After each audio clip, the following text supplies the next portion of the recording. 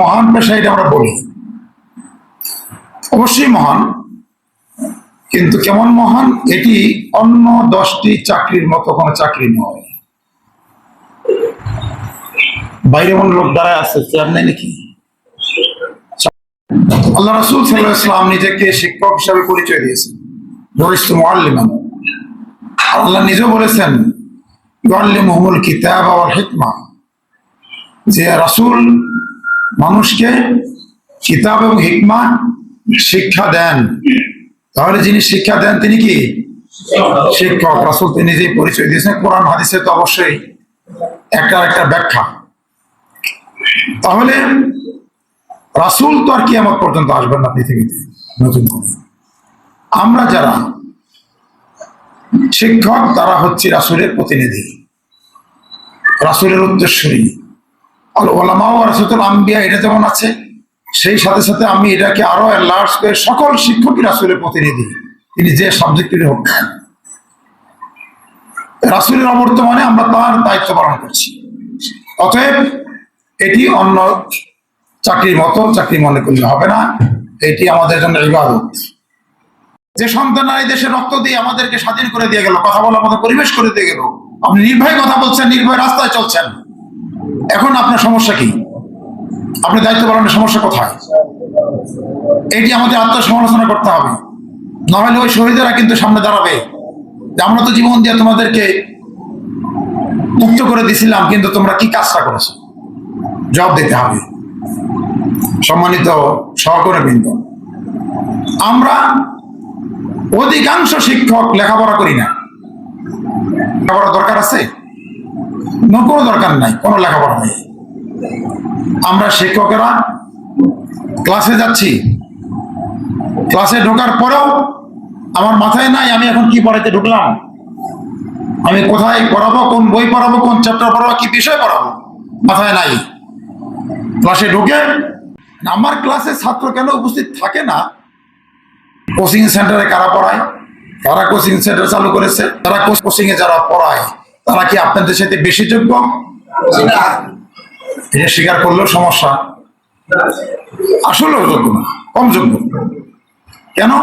যারা সিনিয়র তাদের ব্যাপারে তো আমার কোনো প্রশ্নই নাই, তাদের মান সম্মান মানে কি বলে লেখাপড়া মানের ব্যাপারে। যারা জুনিয়র সহকর্মী তাদের ব্যাপারে আমার প্রশ্ন নাই। এই জন্য আপনারা এনটিআরসি এর মতো একটা কঠিন পরীক্ষা দিয়ে, আমি এটাকে বলি বিসিএস এর কাছাকাছি মানের পরীক্ষা দিয়ে হাজার হাজার ক্যান্ডিডেটকে পিছনে ফেলে আপনি আপনার যোগ্যতার স্বাক্ষর রেখে শিক্ষকতা এসেছেন, কথা ঠিক? এখন আপনার সাথে প্রতিযোগিতায় যারা টিকতে পারলো না তারা করলো কোচিং সেন্টার। ছাত্রছাত্রী আপনার ক্লাসে আকর্ষিত হয় না, যায় কোচিং সেন্টারে। এটা কি আপনি প্রেস্টিজে লাগে না? লাগে না, লাগে না, লাগে না। এই জন্য যে ছাত্রছাত্রী না আসলে তো সুবিধা বেশি, ঝামেলা নাই, ক্লাস নেওয়া লাগলো না। ওরা তো আরেক জায়গায় পড়ে নিতেছে, পাস করবে, আমার কোচিং সেন্টারের নামে তো পরীক্ষা দিতে পারবে না, আমার মাদ্রাসায় এসে ফর্ম ফিল আপ করতে হবে। কাজেই আপনার দায়িত্ব কোচিং সেন্টার নিছে, আপনি শুধু সার্টিফিকেট দেওয়ার দায়িত্ব নিয়েছেন, তাই তো বাস্তবতা। যেহেতু কম যোগ্য, মাসিক পরীক্ষা হয়, ভুল আনসারের মধ্যে টিক দিয়া, হয়তো তার অজ্ঞতা বসতেই করে, টিক দিয়া ফুল মার্ক দিয়া জিপিএ 5 ধরায় দিচ্ছে। বাবা মা খুশি যে আমার ছেলে তো জিপিএ 5 পাবে, ছাত্র তো খুশি। আমরা শিক্ষক, আমাদের ছাত্ররা মোতালেয়া জানে না, এই দায় কার? স্বীকার করছি।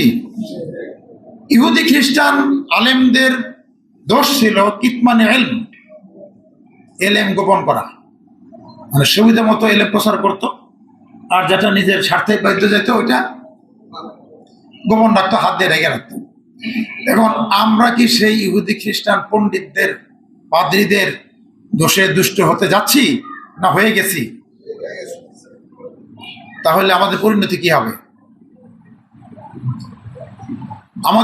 আমরা যারা শিক্ষক আমাদের অবশ্যই মোতালা করে ক্লাসে যেতে হবে। যারা জেনারেল শিক্ষক তারা, আমি মোতালার ব্যাখ্যা করছি, মোতালা হচ্ছে পূর্ব প্রস্তুতি, পাঠ পরিকল্পনা, যেটা বিএডে শেখানো হয়। পাঠ পরিকল্পনা আপনার বিএড এমএড যেটা শিখেছেন, সেখানে লিসন প্ল্যান লিখিতভাবে 4-5 পৃষ্ঠা লিখতে হয় বিভিন্ন পয়েন্ট আকারে। এটি আমার জন্য প্রতিদিন বাস্তবসম্মত না। আমি আপনাদেরকে বলবো না যে আপনি 5টা ক্লাস নিয়ে 5টাই লিসন প্ল্যান লিখিত ভাবে তৈরি করে নিয়ে যান। আমি বলছি শাহিদুল গায়বা, আপনাদের সহকর্মীরা যারা আসেন নাই তাদেরকে এই কথাটা বলবেন, এবং প্রত্যেক মাদ্রাসায় আপনারা শিক্ষকদের নিয়ে রেগুলার মিটিং করবেন। শিক্ষার কিভাবে উন্নয়ন করা যায়, কোন ক্লাসের কোন ছাত্র ছাত্রীর মধ্যে কি প্রতিভা আছে, ওটাকে কিভাবে প্রস্ফুটিত করার জন্য হেল্প করা যায়, কার কি ঘাটতি আছে সেটা পূরণ কিভাবে করা যায়, এগুলো নিয়ে আপনারা ভাববেন। এটাই হলো শিক্ষকতা, এটা হলো ইবাদত, এটা রাসূলের কাজ। প্রত্যেকটা শ্রেণীর শিক্ষকের হাজিরা খাতায়, এখন তো বছরের মাঝায় চলে আসছে, শেষের দিকে পাতা নেবেন। প্রত্যেক হাজিরা খাতায় ওই শ্রেণীর যতজন ছাত্র ছাত্রী আছে প্রত্যেকের নাম, মায়ের নাম, বাবার নাম, ঠিকানা, কোন গ্রামের কোন পাড়ায় কোন বাড়ি থাকে, এবং মোবাইল নাম্বার, বাবা মায়ের হাজিরা খাতায় থাকবে এই রেকর্ডগুলো। ক্লাস শেষে যে অ্যাবসেন্ট ওদেরকে ফোন দেন, বাবাকে ফোন দেন, মাকে ফোন দেন, জানান যে আপনার সন্তান আসে নাই মাদ্রাসায়। প্রশ্ন করতে পারেন যে এটা আমার আবার পড়ে যেতে হবে নাকি? হ্যাঁ, আমি বলবো আপনাকে আবার পড়ে যেতে হবে। কেন ক্লাসে পড়ে যেতে হবে? আপনি 20 বছর তো পড়াচ্ছেন এ টু জেড মুখস্থ, কিন্তু যে ছাত্রকে আজকে পাঠদান করবেন ওই ছাত্র আজকে প্রথম পড়বে, ওর কাছে তো পুরাতন না, নূতন। আপনি ক্লাসে যাওয়ার আগে যখন বইটা দেখবেন তখন আপনার ওই 20 বছরের অভিজ্ঞতা আপনার মাথায় হেড করবে যে ছাত্রছাত্রীরা এই জায়গায় বোঝে না, এই লাইনটা কঠিন, এই শব্দটা কঠিন। তখনই মনে মনে আপনি প্ল্যান নেবেন, এই শব্দটা সহজ করে বোঝানোর জন্য আমি তার প্রতি শব্দ, মোরাদেব শব্দ, সিমিলার মিনিং কি কি আছে আমি কয়েকটা শব্দ বলবো। এটার বোঝার জন্য উদাহরণ কোনটা দিব, এর সাথে সম্পর্কিত কোন গল্পটা বলবো, এটি আপনার লেসন প্ল্যান, এইটাই মোতালা। আমাদের সাবেক টিএমইডির সচিব ডক্টর ক্ষমা কবিরুল ইসলাম, উনি রংপুর সফরে গেছেন। রংপুর বিমানে যেতে হলে তো সৈয়দপুরে নামতে হয়, সৈয়দপুর বিমানবন্দর। উনি তো মাদ্রাসা এবং কারিগরি সচিব, আর কলেজটা হলো শেডের অধীনে, অর্থাৎ মাধ্যমিক উচ্চ শিক্ষা বিভাগের। উনি এই কলেজের পারফরমেন্স শুনেছেন, পত্রিকা দেখেছেন।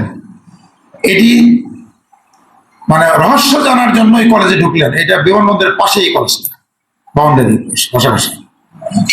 কলেজে ঢুকে প্রিন্সিপালকে বলছেন, ভাই আপনার ম্যাজিকটা কি, আপনার এই প্রতিষ্ঠান থেকে এত সংখ্যক ছাত্র প্রতি বছর মেডিকেল এবং ইঞ্জিনিয়ারিং চান্স পায়, ম্যাজিকটা কি? উনি দুটো বাক্য বলেছেন উত্তরে। জ্ঞানী লোকেরা কম কথা বলে, আমাদের মতো লোকেরা বকবক করে বেশি আর কি। উনি দুটো বাক্যের প্রথম বাক্য উত্তর দিয়েছেন যে আমি এবং আমার সহকর্মী এখানে যারা শিক্ষক আছেন তারা আমরা কেউ চাকরি করি না, সহকর্মীরা কেউ চাকরি করি না।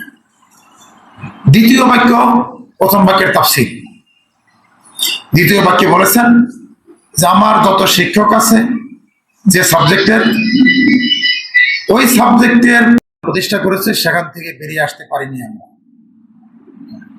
যে কারণে যারা আমলা হয় আপনাদেরই ছাত্ররাই হয়, কিন্তু তারাই হলো মানে তার মালিক মুক্তার, আর বাকিরা সব প্রজা। তাদের হাতের অঞ্জলির ভাগ দিয়া, কিন্তু আমলা কেউ নাই। হ্যাঁ, এই জন্য বলতেছি আর কি, হাতের অঞ্জলির ভাগটা যেটুকু ধরে পড়ে এটা বাকি ক্যাডারদের জন্য, বাকি সবার জন্য। আমি তো ক্যাডারের লোক।